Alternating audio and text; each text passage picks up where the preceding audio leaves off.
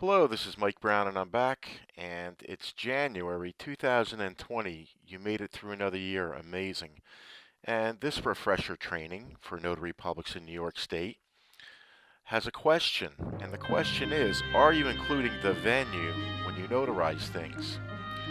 You could lose your license and cry if you're not. Let's talk about this for a few minutes.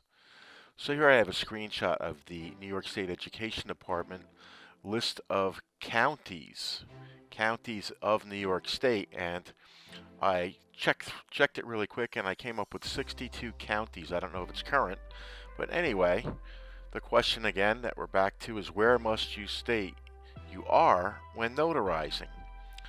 And here's some hints. It does not have to be where you woke up that morning in your bed. It does not have to be where your job address is after you got to work. It does not have to be the county on your stamp, but it could be any of those. It must actually be where you are when you witness a signature. So your jurisdiction to travel in is anywhere in New York State, which means any one of these counties. You must always state which county you are in when you notarize. If you do not do this, you can lose your notary license. So this is what it looks like. This is what you have to write if it's not already on whatever you're notarizing. And as we're aware, sometimes notary certificates come to you prepared properly to fill out, and a lot of times they have mistakes. And probably even 25% of the time they don't even have one on there, in which case you could stamp this or write it in black ink with a black ink pen. It's the word State of New York, County of, and then you write not where you was, but where you is at that time of the day when you're notarizing. This is called the venue in the law, and we must abide by the law. This is right out of the New York State Notary Public Statutes for the definition of venue. The geographical place where a notary public takes an affidavit or acknowledgement. Every affidavit or certificate of acknowledgement should show on its face the venue of the notarial act. The venue is usually set forth at the beginning of the instrument or at the top of the notary's jurat or official certification as follows: State of New York, County of, and then here they had New York. That would mean New York City. Section 137 of the executive law imposes the duty on the notary public to include the venue of his or her act on all, that's all, always, all certificates of acknowledgments or jurats to affidavits. And I want you to pay special attention to this. Executive law imposes the duty, and we're going to see what more the law says about things that are imposed.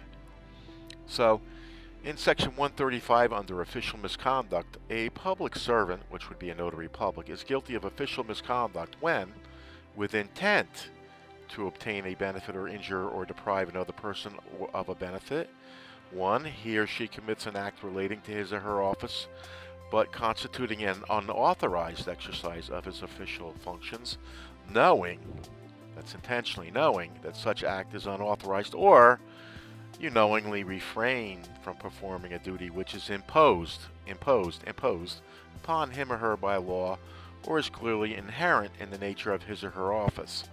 Official misconduct is a Class A misdemeanor, but that would mean you left the venue off there knowingly. So it's not a misdemeanor if it's not knowingly, but you'd have to go to a tribunal hearing to satisfy them that you made a silly mistake because you were ignorant. That's not bad enough.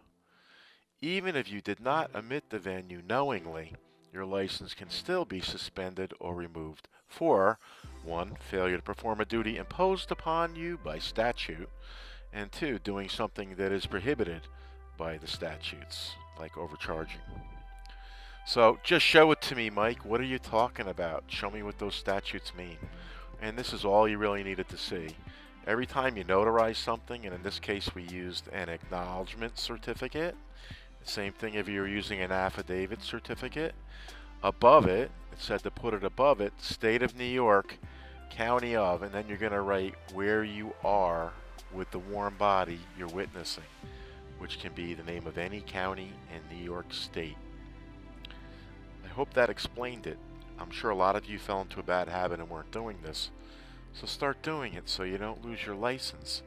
Of course, when you leave things like this off, it doesn't get noticed until usually an argument ensues over what it is that John Doe here signed, because he is a lawyer and somebody else has a lawyer, and one of them is going to benefit their client by showing that the notary screwed up, and you don't want that to be you. So, if you want to get this video newsletter and not just find it on the internet, if you're not already subscribed, you can go to our main website, howtobecomeanotaryinny.com. And for those of you that are members of the Notary Association and getting the free newsletter, go ahead and stop in on this website and notice that we now have notary supplies that are automated. You don't have to fill out that form anymore.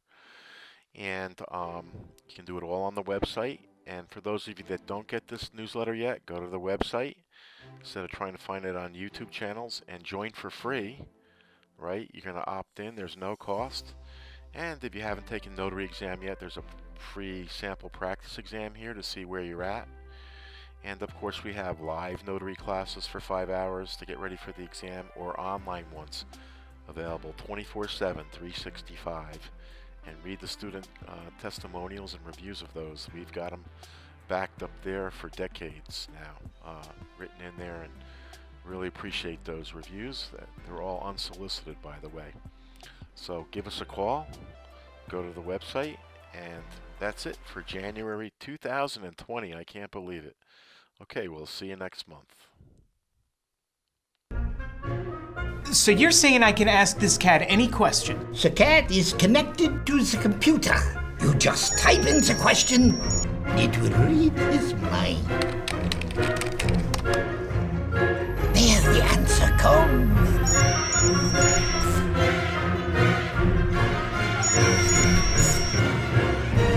You're the man! I've been looking for this for weeks.